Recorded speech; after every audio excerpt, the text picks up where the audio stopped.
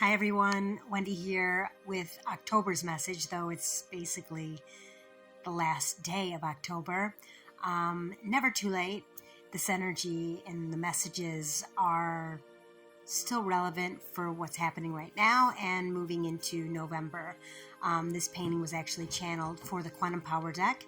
So if you're a subscriber to that, you get a print of this painting and a full 45-minute video this month.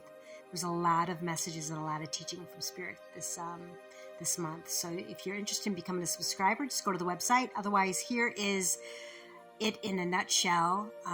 This month's message is truly about the spiritual path, and it's cyclical. You can see in the painting here, fully channeled. It's a cycle, and it's it's not a linear process. It's like the medicine wheel, the teachings of the Native Americans, where it's cyclical. And it's really about a story, and because there's so much in a story, but it begins with our essence. So the message from Spirit this month was about really tapping into what is your true essence. And that's not an easy thing. That is like the parts of ourselves that we share in the most intimate of moments. So even sexually, like being very intimate, your essence, it's like the most special connected parts of you. It's the parts of you that it's even hard to speak on, because it's your true heart. It's very tender, right? And in that way, it's about allowing yourself to be that essence, allowing that part of you to come out, even becoming aware of it, and how you see things, how you really feel about things, and how you think.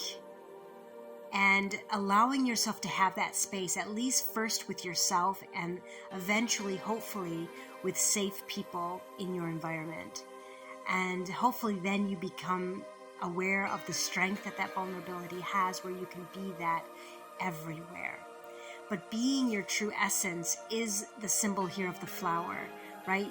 Being this flower. And as you are this essence and you're being this flower, what do you attract? What happens is that you attract hummingbirds and bees, and that's a metaphor of being and living your joy. That's where you'll find your joy effortlessly, and then with your joy, your purpose. And your purpose wraps into this bear. This bear is your purpose, but you naturally lead. Like, we are all teachers, and we teach who we are every day with our choices, the words that we speak, and the actions that we perform. And so being this natural leader, you're teaching, and it's connected to the Divine Mother, and that's why this bear is at nighttime, and very connected to the intuitive self, very comfortable and safe in your being.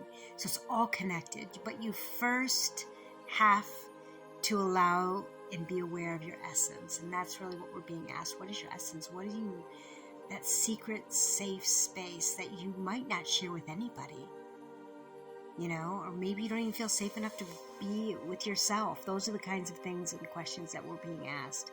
But the most important thing that I wanted to bring up this time that I haven't shared yet was the salmon.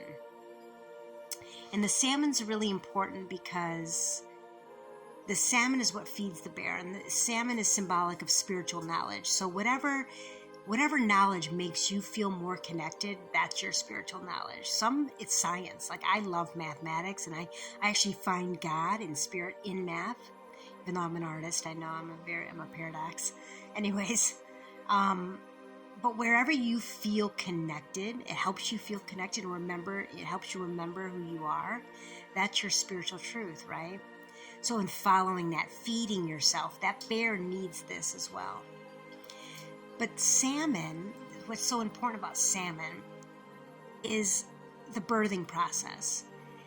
For salmon, when they're ready to give birth to something, and this is a metaphor, right? This is symbolic of the spiritual path. When you're ready to give birth to something important, right? Because it's also the fish. It has to go upstream. So anything worthy of the spiritual wisdom, you have to go upstream. So you have to suffer. You have to go the path of least resistance. You have to actually go against the rivers, right? So in that way, the symbolism of that, the struggles that you've had, the hardships that you've had, the dark times, you know, it leads to this idea of it having purpose, leading to this fruitful expression, right? Leading to the birth of these spiritual fish, these salmon. And I just loved that. I loved the teaching this month in regards to that, and how there's it's almost like they're talking about how the physics of it, like to have light, you have to have dark, right? We kind of know this as you venture down this path. You do it, it's a relationship of both. But the reality that to birth greatness, to birth this beautiful light, we have to go through these hard times. I mean, even the process of human birth is extremely painful, right? And dangerous for both the mother and the child. And so even that relationship of in butterflies having to struggle, the caterpillar having to struggle to get out of the cocoon, like really, like we have to allow ourselves to go into the discomfort to even come out the other side. And when we come out the other side, it'll be worth it. It just made me really have a lot more compassion and gratitude for even my past. So I hope that you feel the same way, or that some of this story at least resonates with you. But yeah, this is the message for this month, and I hope that you enjoy it. Let me know what you guys think. Prints and the original are for sale, so let me know if you're interested.